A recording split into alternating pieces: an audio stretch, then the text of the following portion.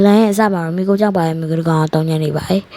ထိုကောင်လေးရမြောက်ဟိုကလေးဆိုသူကနှင်းနေနိုင်ခဲ့ပေမဲ့မွေးကင်းစကလေးလေးဖြစ်တဲ့သူ့သားလေးနာရူတိုရဲ့ခန္ဓာကိုယ်ထဲမှာချိတ်ပိတ်ခဲ့ရပါတယ်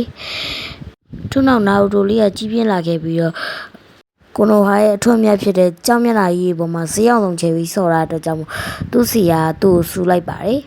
်နာရူတိုကတကြောင်လုံးမှာအညဆုံးဖြစ်တာကြောင့်မလို့အဲ့လိုမျိုးရှောက်လုံနေတာဖြစ်တဲ့ အီရူကသူ့ကိုကျွတ်တုပ်ပြီးတော့ခေါ်လာလိုက်ကအပြစ်ပေးတဲ့အနေနဲ့ဆမူဘဲကိုပြန်လဲဖြီဆိုခိုင်းလိုက်ပါတယ်သူရမကဒရန်လုံးကလူရန်ရပါဆမူဘဲကိုပြန်လဲဖြီဆိုရတာမျိုးဖြစ်ပါတယ်သူများတွေအေးစစ်စစ်နဲ့အောင်သွားတဲ့အချိန်မှာတော့နာရူတိုကတော့ပေါ်တော်တော်နဲ့စစီဂျီစုဆိုပြီးတော့ထားလုံနေတာကြောင့်မလို့အီရူကစိတ်ဆိုးဝါးကသူ့လောက်ထားတဲ့ဆေးတွေကိုပြန်လဲဖြတ်ထားခိုင်းလိုက်ပါတယ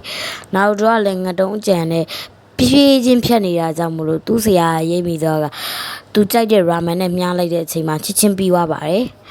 ထို့နောက်ရာမန်ဆိုင်ကိုရောက်ရှိလို့လာပါတယ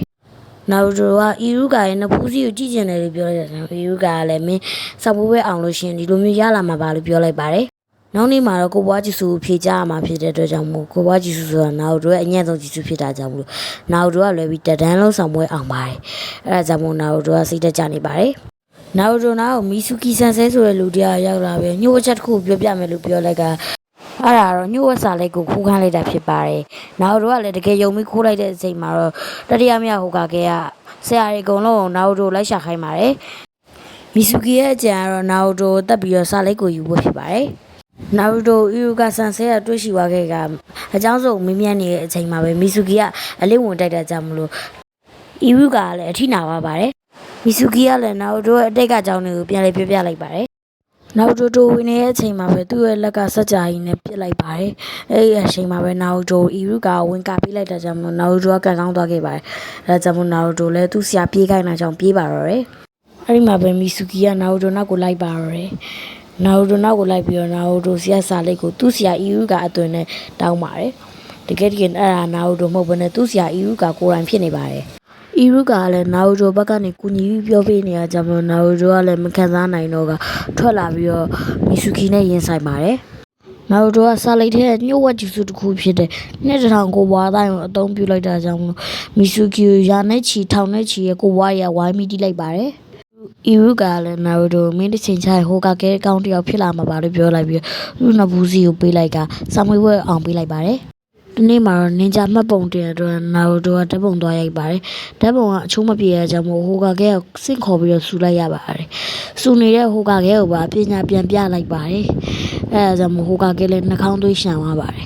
အဲ့ဒါနဲ့တကားအပြေကနေပြီးတော့သူ့မီလေးကိုနိုဟာမာရူဆိုတဲ့သူကသူ့ကိုလှုပ်ကြံမှုအလာမှာချော်လဲသွားပါတယ်အဲ့ဒါကိုနာရူတိုကြောင့်လို့ပြောလိုက်တဲ့ကြောင့်နာရူတိုကလည်းစိတ်ဆိုးပြီးတော့တစ်ချက်ပြန်တီးပေးလိုက်ပါတယ်ဒီလိုနဲ့မျက်မှန်နဲ့အီရူကာဆိုလူတရားရောက်လာပြီးတော့တကြီးရဲ့မီးကိုမြောက်ပြောနေပါတယ်အဲ့လိုပြောပြနေတဲ့အချိန်မှာပဲတကြီးရဲ့မီးကမရှိတော့ဘဲနဲ့နာရူတိုရဲ့နောက်ကိုအပြေးပဲလိုက်သွားပါတော့တယ်နာရူတိုဆရာတင်မယ်လို့ပြောလိုက်ကသူ့ဖိုးတော်ဖြုံတော့တဲ့ဆက်စီဂျူစုကိုတင်ပေးဖို့ပြောပါတယ်ဆရာခေါ်ခံလိုက်ရတဲ့နာရူတိုလည်းမြောက်ကြဖြစ်တော့ကဆက်စီဂျူစုကိုဘယ်လိုတောင်းရလဲဆိုတာကိုပြောပြနေပါတယ်ဒါပေမဲ့ဘယ်လိုပဲလုပ်ကြောင်းတောင်းပုံစံတွေပဲထွက်လာပါတယ်အီရူကာဆိုတဲ့ဆရာသမားကလည်းတကြီးရဲ့မီးကိုအသေးအံလိုက်ရှာနေပါတယ်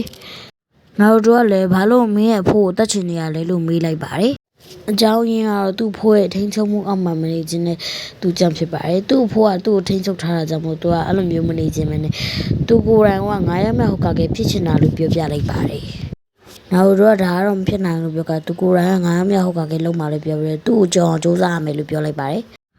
နာရူတိုတရွာလုံးကဘာကြောင့်မုန်းနေလဲဆိုတာကိုဟိုကကဲပြောပြထားပါတယ်။အကြောင်းတော့နာရူတိုရဲ့ခန္ဓာကိုယ်ထဲမှာမိမိတ်စာရှိနေတာကြောင့်သူ့ကိုမိတ်စာကောင်ဆိုပြီးထင်မှတ်ကဘယ်သူမှသူနဲ့မပေါင်းရတာဖြစ်ပါတယ်။အဲ့ဒီအချိန်မှာနာရူတိုတို့စီကိုအီရူကာရောက်လာပါတယ်။